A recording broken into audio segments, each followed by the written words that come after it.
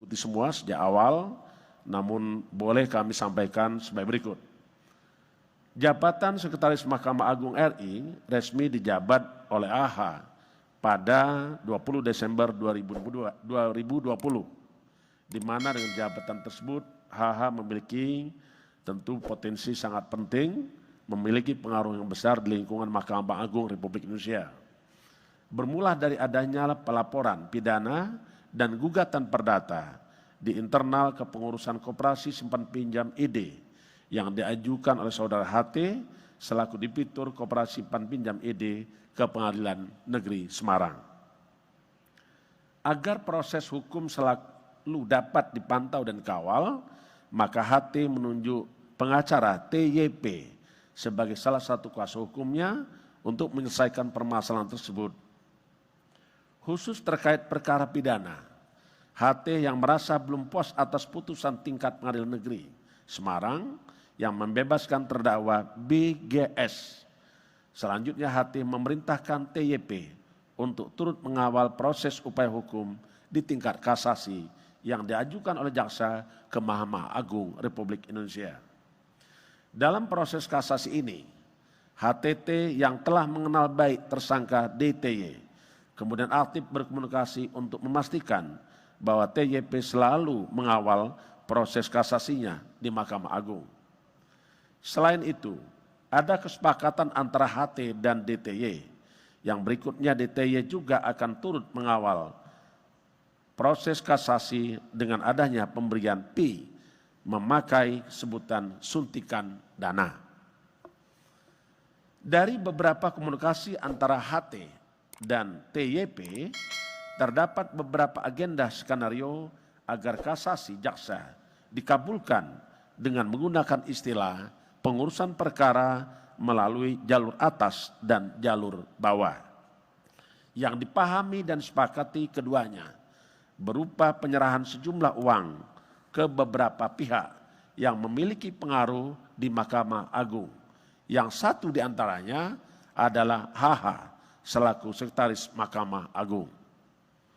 Sekitar Maret 2022, atas perintah HT, kemudian TYP mengirimkan foto tangkapan layar susunan Majelis Hakim tingkat kasasi ke DTY. Tidak berapa lama kemudian, HT berinisiatif untuk mempertemukan DTY dengan TYP di kantor milik TYP yang berada di Rumah Pancasila, Semarang, Kota Semarang. Di pertemuan yang dihadiri langsung oleh HT, DTY, dan TYP, yang mana sebagai bentuk keseriusan DTY untuk mengawal proses kasasi, maka di hadapan HT dan TYP terjalin percakapan telepon antara DTY dan HH dengan meminta HH untuk turut serta mengawal dan mengurus kasasi perkara HT di Mahkamah Agung dengan disertai adanya pemberian sejumlah uang. Dalam komunikasi itu, HH sepakat dan menyetujui untuk terus ambil bagian dalam mengawal dan mengurus kasasi perkara HT. Atas pengawalan dari HH dan DTY, putusan pidana yang diinginkan HT terhadap terdakwa BGS menjadi terbukti sehingga dinyatakan bersalah dan dipidana selama 5 tahun penjara. Sekitar periode Maret 2022 sampai dengan September 2022 terjadi transfer uang melalui rekening bank dari HT pada DTY sebanyak 7 kali dengan jumlah sekitar 11,2 miliar rupiah. Dari uang 11,2 miliar tersebut, DTY kemudian membagikan dan menyerahkan pada HH sesuai komitmen yang disepakati keduanya dengan besaran yang diterima HH kurang lebih sekitar 3 miliar rupiah. KPK juga telah melakukan penyitaan beberapa aset berupa unit mobil mewah sebagai barang bukti dalam perkara ini.